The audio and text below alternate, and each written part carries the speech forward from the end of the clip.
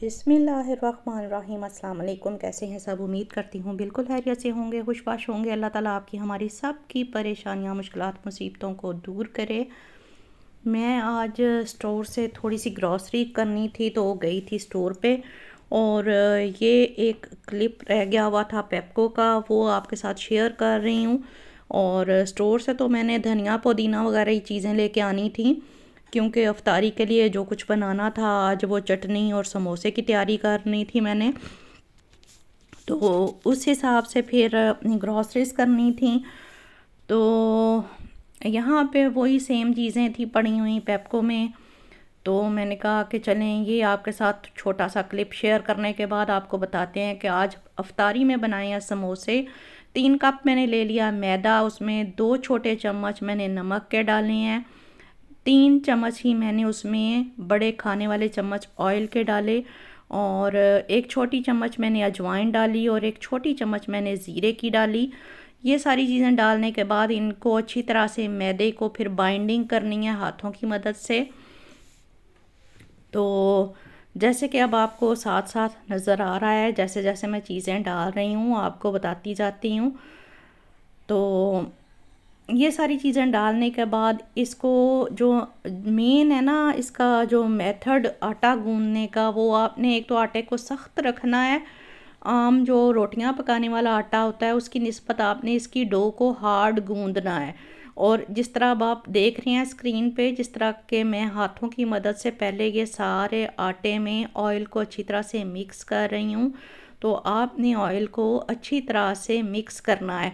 बेहतर तो यही है कि आप अच्छी तरह से हाथों को धो कर तो ये काम हाथों की मदद से करें, ना कि मशीन से भी अच्छा आटा गूंदने होता है, लेकिन मेरी तसल्ली इस डो को गूंदने के लिए जो है ना मैं प्रेफर करती हूँ, क्योंकि बहुत ज़्यादा तो हमने क्वांटिटी में नहीं गूंदना होता ये वाला आटा, बस ये 2 से 3 कप ही मैक्सिमम होता है, तो इसमें अच्छे खासे समोसे बन के रेडी हो जाते हैं।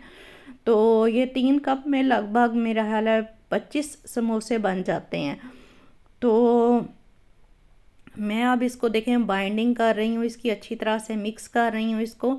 जैसे ही ये मिक्स होगा, और पानी भी आप देख सकते हैं कि कितना मैंने यहाँ पे पानी लिया है, एक छोटा सा ग्लास पानी का भर के मैंने पास रखा है। और यानी कि इसमें बहुत ज़्यादा पानी यूज़ नहीं होगा, थोड़ा थोड़ा पानी डालने के बाद आपने इसको अच्छी तरह से गूंदना है। गूंदने के बाद आटा आपने इसको रख देना है रेस्ट पे, तकरीबन आप इसको रखेंगे आधा घंटा रेस्ट के लिए। तो ये देखें अब किस तरह से डो को मैं गूंद रही हूँ, बिल्कुल थोड़ा सा देखें आप पानी डाला है, और उसको अच्छी तरह से मैं बाइंड कर रही हूँ हाथ की मदद से। और अब मुझे यहाँ पे वे महसूस हुआ है कि थोड़ा सा पानी और डलेगा, तो साथ साथ मैं इसको गूंदती गई हूँ, साथ साथ इसमें थोड़ा थोड़ा पानी ऐड करती गई हूँ। तो डो को अच्छी तरह से गूंदने के बाद फिर हम रख देंगे रेस्ट के लिए। तो आप सब मुझे बताइए कि आपको ये वीडियोस कैसी लग रही हैं रमज़ान करीम की।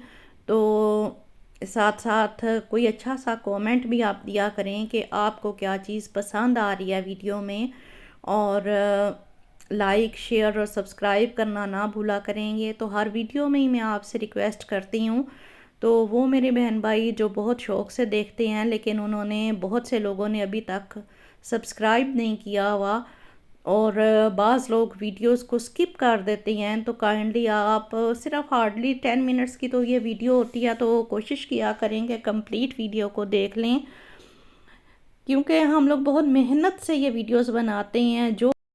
जो हमारे काम नॉर्मली 10 से 15 मिनट में मुकम्मल हो जाते हैं, वीडियो बनाने के दौरान यही काम का ड्यूरेशन जो है वो कम अज़ कम भी लग जाता है, हमें आधा घंटा 1 घंटा लग जाता है, क्योंकि हमने साथ साथ वीडियो भी बनानी होती है। तो ये काफ़ी टाइम जो है वो चाहिए होता है इस चीज़ के लिए कि वीडियोस को साथ बनाया जाए, तो काम का ड्यूरेशन बढ़ जाता है। तो चलिए अब आगे आपको बताती हूँ कि आटे को रेस्ट देने के बाद हमने फिर दूसरी तरफ 1 किलो आलू बॉईल कर लिया मैंने। बॉईल करने के बाद उसमें मैंने थोड़ा सा चाट मसाला, अजवाइन, कुटी हुई लाल मिर्च, कसूरी मेथी और नमक हस्बे ज़ायका, ज़ीरा, ये चीज़ें डाली और डालने के बाद मैंने हरा धनिया, हरी मिर्चें, थोड़ा सा पुदीना कटा हुआ और प्याज, ये डाल के मैंने इसको एक मिक्सचर बना लिया है। और बहुत ज़्यादा आलूओं को आपने नहीं पीस देना, हाथों की मदद से आप इसको मिक्स करें और कोशिश करें कि थोड़े थोड़े आलू के पीसेस साबुत नज़र आने चाहिए। तो इसको मिक्स करने के बाद थोड़ा सा अनारदाने का पाउडर भी 1 चम्मच ऐड कर लें। और इन सारी चीज़ों को मिक्स करने के बाद आपने एक साइड पे रख देना है। और दूसरी तरफ मैंने चने उबलने के लिए भी रख दिए हुए हैं। मेरे पास बॉयल टिन था चने का और वही मैंने डाला है और उसको मैंने अच्छी तरह से बॉयल किया, क्योंकि वो बहुत ज़्यादा नरम नहीं होते वो वाले भी चने, तो मुझे बिल्कुल नरम चने चाहिए थे समोसों पर डालने के लिए। जितनी देर में ये मैं प्रिपरेशन रेडी कर रही हूँ सारी, उतनी देर आप देख रहे हैं कि आटे को भी रेस्ट मिल रहा है और साथ साथ दूसरी तरफ मैंने चने बॉयल करने के लिए रखे हुए हैं चूल्हे पे। उसके साथ ही मैंने सलाद काट लिया है जो कि चना की प्लेट बनाते वक्त उसके ऊपर डाला जाएगा। साथ ही चटनी जो कि उसकी धनिए, पुदीने, छोटा सा एक प्याज, छोटा सा एक टमाटर, नमक, मिर्च उसमें डाल के थोड़ा सा ज़ीरा डाला और चटनी को ग्राइंड कर लिया। चटनी की रेसिपी ऑलरेडी मैं आपको दे चुकी हूँ, समोसों की रेसिपी भी मैं ऑलरेडी दे चुकी हूँ, इसलिए मैंने 100% एक्यूरेट आपको इस वक्त हर चीज़ की क्वांटिटी नहीं बताई। अगर आपको दोबारा से चाहिए तो आप मेरे चैनल में वो वीडियो निकाल के देख सकते हैं। चने बिल्कुल गल चुके हैं। मैंने इसमें से 4 टेबलस्पून चने निकाल के उनको अच्छी तरह से ग्राइंड करके दोबारा अंदर डाल दिया था ताकि एक अच्छी थिक ग्रेवी बन जाए। और अब मैं बनाने लगी हूँ आटे के पेड़े। और आटे के पेड़े बनाने के बाद फिर आपको दिखाते हैं आगे क्या प्रोसेस हमने करना है। तो बहुत बिल्कुल गोल गोल पेड़े भी आपने नहीं बनाने, क्योंकि ये मैदा होता है तो इसको थोड़ा सा हैंडल करना भी मुश्किल होता है। मैंने इसको इक्वल साइज़ेस में इसके पेड़े बनाए, काट के रख लिए। और कोई बहुत इसमें आपने हाफ शेप नहीं देनी, बस इस तरह से आपने इनकी कटिंग करके तो आपने इनको दोबारा से पेड़ों को रेस्ट देना है, जो कि आपने 5 से 7 मिनट का लाजमी रेस्ट देना है। इस तरह से आप इनको रखें और इनके ऊपर कोई बारीक कपड़ा डाल के तो कुछ देर के लिए पड़ा रहने दें। साथ ही आप दूसरे काम ख़त्म कर लें, यानी कि जिस तरह आपके अभी चने जिस तरह के मैंने रखे हुए हैं तो पक रहे हैं, उनको मैं कंप्लीट करती हूँ। और कंप्लीट करने के बाद फिर चलिए जी, अब पेड़े बन गए हैं और रेस्ट भी हमने इनको दे लिया है। रेस्ट देने के बाद अब हम इनको बेलते हैं और बेलने के बाद फिर इनकी पतली पतली सी, आप चाहे तो एक ही दफ़ा में सारी रोटियां इनकी बेल के ऊपर नीचे थोड़ा थोड़ा ड्राई जो मैदा है, ड्राई जो आटा है वो डाल के इनको ऊपर नीचे भी रख सकते हैं। मैं साथ साथ इनको बेलती गई हूँ और साथ साथ इनके समोसे रेडी करके ट्रे में रखती गई हूँ, प्लेट में रखती गई हूँ। तो ये अब मैंने आपको 1-2 बना के दिखाती हूँ इसमें कि किस तरह से इजीली आप अपने घरों में बहुत थोड़े मटेरियल के साथ बहुत ज़्यादा समोसे बना के रेडी कर सकते हैं। तो बड़ी सी एक आपने रोटी बेल लेनी है इसकी, बहुत छोटी छोटी रोटियां नहीं बेलनी। अगर थोड़ी बड़ी आप बेलेंगे तो आपके थोड़े जो समोसे हैं वो बड़े बनेंगे। तो अब इनको दरमियान में से काट लेते हैं इस रोटी को। और काटने के बाद इसके अंदर मैंने मैदे का 3 चम्मच मैंने ड्राई मैदा लिया था, उसको मैंने 4 से 5 टेबलस्पून उसमें मैंने पानी डाला और उसका एक घोल तैयार कर लिया, एक बैटर रेडी कर लिया। और उस बैटर को आपने इन दोनों रोटियों के सिरों में लगा देना है, जिस तरह के आपको नज़र आ रहा है कि इनके जो किनारे हैं उनको मैंने लगा दिया है ये वाला बैटर, ताकि जब इसका समोसा बनाया जाए तो उसकी बाइंडिंग अच्छी तरह से हो सके। ये देखें कितना आसान है, बस उन दोनों साइडों को आपस में मिला देना है और थोड़ा थोड़ा सा अंगूठों की मदद से आपने दबा देना है और इस तरह से ये कोन एक रेडी हो जाएगी। इसके अंदर अब आलूओं का जो बैटर था उसको मैंने डाला और इसको आसानी से ऊपर भी इसके यहाँ पे मैंने लगाया है वही वाला बैटर जो मैंने रेडी किया है मैदे का और पानी का, वो लगा के मैंने समोसे को बंद कर दिया है। और इस तरह से दूसरा भी एक, अब मैं दोबारा से एक समोसा आपको बताती हूँ। देखें कितना अच्छा समोसा बन के रेडी हुआ है। कोई इतना मुश्किल काम नहीं है, आप एक दो दफ़ा बनाएंगे तो बहुत आसानी से आपके ये समोसे रेडी हो जाएंगे।